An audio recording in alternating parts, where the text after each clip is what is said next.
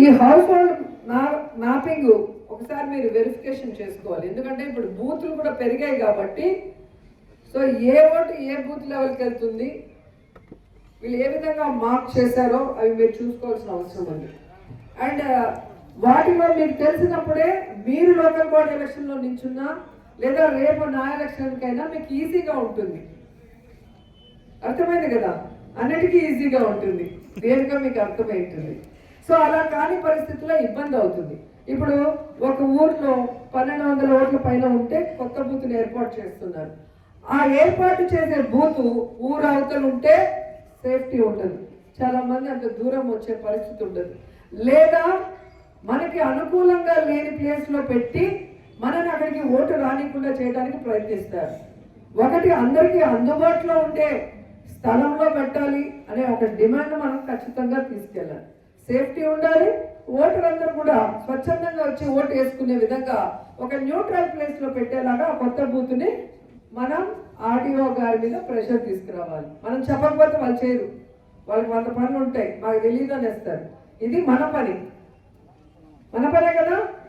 ఇక్కడ మీరు గెలిస్తే మీ గ్రామాల్లో పనిచేయగలరు, నేను గెలిస్తే మీకు సపోర్టివ్గా ఉండి మన నియోజకవర్గంలో అన్ని అభివృద్ధి కార్యక్రమాలు వెల్ఫేర్ కరెక్ట్గా చేయించగలం. జగన్ సార్ ముఖ్యమంత్రి అయిన రోజే మనకి ఇవన్నీ కూడా మనం బాగుంటాం, ప్రజలు బాగుంటారు, రాష్ట్రం కూడా అభివృద్ధి వైపు నడిచే అవకాశం ఉంటుంది. లేకపోతే ఈరోజు చంద్రబాబు నాయుడు అప్పుల మీద అప్పులు చేసుకుంటూ బినామీలతో 90 పైసలకే ల్యాండ్లు ఇచ్చేసి మొత్తం దోచేసుకుంటున్నారు.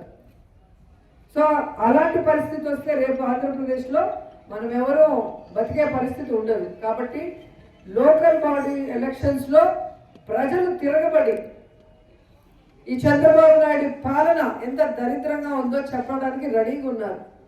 వాళ్ళ ఓట్లు కరెక్ట్గా బాక్స్లో పడే విధంగా మనం పనిచేసి చంద్రబాబు నాయుడికి, కూటమి ప్రభుత్వానికి బుద్ధి చెప్పాలని కూడా మీ అందరినీ నేను కోరుకుంటున్నాను. మనకెందుకులే, మనం అపోజిషన్లో ఉన్నాం కదా, మనం చేయగలమా, ఈ నీరసం మాటలు వద్దు మనకి. అలా నీరసంగా కనుక జగన్మోహన్ రెడ్డి ఉంటే కాంగ్రెస్ నుంచి బయటకు వచ్చి పార్టీ పెట్టగలిగి ఉండేవాడా, ముఖ్యమంత్రి అయి ఉండేవాడా, ఈ రాష్ట్రానికి చెప్పినట్టు 99% వెల్ఫేర్ స్కీమ్స్ అందించగలిగి ఉండేవాడా. కాబట్టి ఎప్పుడు కూడా ధైర్యంగా ఉండాలి. రాజకీయాల్లో ఉంటే మనం తప్పు చేస్తే భయపడాలి, కానీ మంచి చేసేటప్పుడు భయపడాల్సిన అవసరం లేదు. మనం టీం వర్క్గా ఉన్నాం, మీకు నేనున్నా, నాకు జగనన్న ఉన్నారు.